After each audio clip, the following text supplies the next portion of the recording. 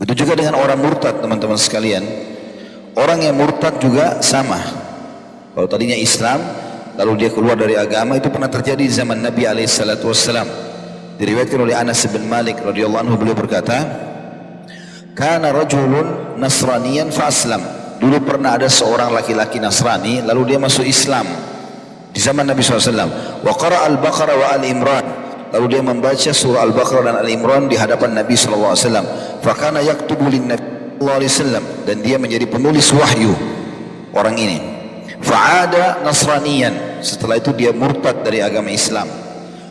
Fakana yakul, dan dia menyebarkan isu, ma yadri Muhammadun illa ma katabtu lahu. Tidak tahu kecuali apa yang aku tulis untuk dia. Jadi maksudnya itu semua dusta saja, gitu kan. Maka fa'amatahu Allahu fadafanuhu. Pada saat dia selesai mengucapkan kalimat itu, Allah pun mematikan orang ini. Kemudian teman-temannya orang-orang Nasrani menguburkannya. Fa'asbaha wa qad lafadhathul ard. Dan pada saat besok paginya, bumi mengeluarkannya, tidak diterima oleh bumi. Faqalu hadza fi'lu Muhammadin wa ashabihi lamma haraba minhum. Maka orang-orang Nasrani di situ mengatakan, ini adalah perbuatannya Muhammad dan teman-temannya, karena merasa marah kenapa orang ini meninggalkan agamanya. Maka kemudian dikatakan nabashu an sahibina fa'alquh. Maka dia pun atau mereka pun menggali kembali kuburan teman kami ini lalu membuangnya. Fahafaru lahu fa'amaku. Maka mereka pun akhirnya menggali kuburan dan mereka sengaja mendalamkannya supaya sulit untuk dijangkau. Fa'asbaha wa qad lafadhathul ard. Besok paginya jasadnya orang itu keluar lagi dari kuburan. Faqalu, maka berkata lagi mereka, hadza fi'lu Muhammadin wa ashabihi. Inilah yang Muhammad buat dan teman-temannya. Nabashu an sahibina lamma haraba minhu fa'alqaw. Mereka berusaha untuk menggali dan mengeluarkan jasad teman kami ini pada saat lari dari mereka, maka mereka pun membuangnya. Fahafaru lahu wa a'maku lahu fil ard mastata'u. Kemudian mereka pun akhirnya menggali lebih dalam lagi kuburan tersebut semampu mereka, sangat dalam. Kemudian mereka menguburnya. Fa asbaha wa qad lafadhathul ard. Tapi ternyata hari ketiga tetap saja dia keluar atau dikeluarkan oleh bumi. Fa alimu annahu laisa minan nasi fa alqaw.